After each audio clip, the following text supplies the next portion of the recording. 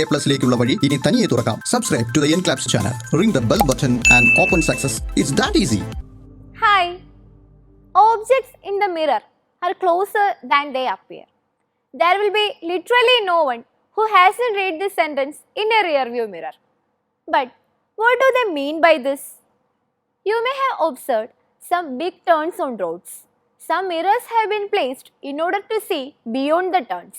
These mirrors helps the drivers to see any vehicles come by and thereby preventing the accidents. Those mirrors are not plain mirrors. They have some sort of a spherical shape. These types of mirrors are called the spherical mirrors. We know that there are two types of spherical mirrors, concave mirrors and convex mirrors. How are these mirrors formed? As the name suggests, they have formed from a transparent sphere.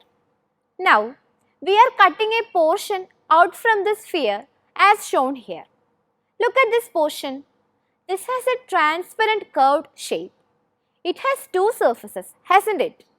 One surface is curved inward and the other surface is curved outward or bulged. We know that we can transform a transparent material into a mirror by coating silver or any other reflecting materials on one of its surfaces. If the surface which is curved inward is coated with silver, the other surface will become the reflecting surface. The mirrors whose reflecting surface is curved outward are called convex mirrors. Likewise, if the surface which is curved outward is coated with silver, the other surface will become the reflecting surface. The mirrors whose reflecting surface is curved inward are called concave mirrors. To be more clear, the spherical mirrors whose outer surface is reflecting are called convex mirrors and the spherical mirrors whose inner surface is reflecting are called concave mirrors. Now, let's see some points related to spherical mirrors. The center of a spherical mirror is called the pole. It is represented by the letter P. So, a pole is a point which lies on the mirror. We know that one spherical mirror is a part of a large sphere. So, the center of curvature is the center of the imaginary sphere in which the mirror is a part of. Center of curvature is indicated by the letter C. Principal axis is a line which passes through the mirror and connects both pole and the center of curvature. These three are the same for both concave and convex mirrors. Now, let's consider the reflection in these mirrors. We are considering a concave mirror. Light rays are coming parallel to the principal axis.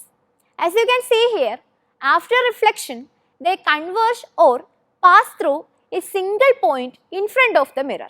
This point is called the principal focus of a concave mirror. That is, the light rays which are coming parallel to the principal axis will converge at a point in front of the mirror after reflection. This point is called the principal focus of a concave mirror. This is denoted by the letter F. Since two rays are really meeting on this point, the focus is said to be a real focus. In other words, here the focus is formed in front of the mirror. In the case of a mirror, the images or focus which are formed behind the mirror will be virtual and those formed in front of the mirror will be real. Here, the focus is formed in front of the mirror. So, this focus is said to be a real focus. Now, let's consider the case of reflection in a convex mirror. Light rays are coming parallel to the principal axis, but due to the shape of the mirror, after reflecting the light rays are diverging away from the principal axis. But if we extend these rays backwards, they appear to originate from a point behind the mirror. This point is called the principal focus of a convex mirror.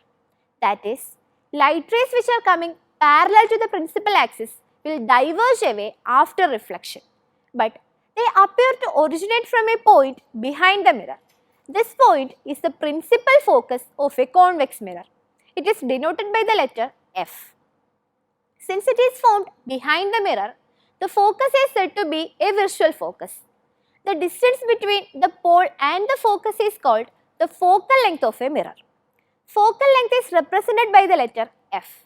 Like this, the distances between pole and the center of curvature is called the radius of curvature of the mirror. It is denoted by the letter R. For a mirror, the radius of curvature will be the double of the focal length. That is, R is equal to 2 into F. We can use this relation while solving the problems related to mirrors. So, in this session, we have learned different types of spherical mirrors and the important points and distances related to them. We will study the image formations and the uses of them in the upcoming sessions. 3 ലക്ഷത്തിലേറെ വരുന്ന ചോദ്യോത്തരങ്ങൾ ഏറ്റവും കുറഞ്ഞ ചിലവിൽ സ്വന്തമാക്കുവാൻ ഉടൻ തന്നെ download ചെയ്യൂ ENCLAPS the Learning App.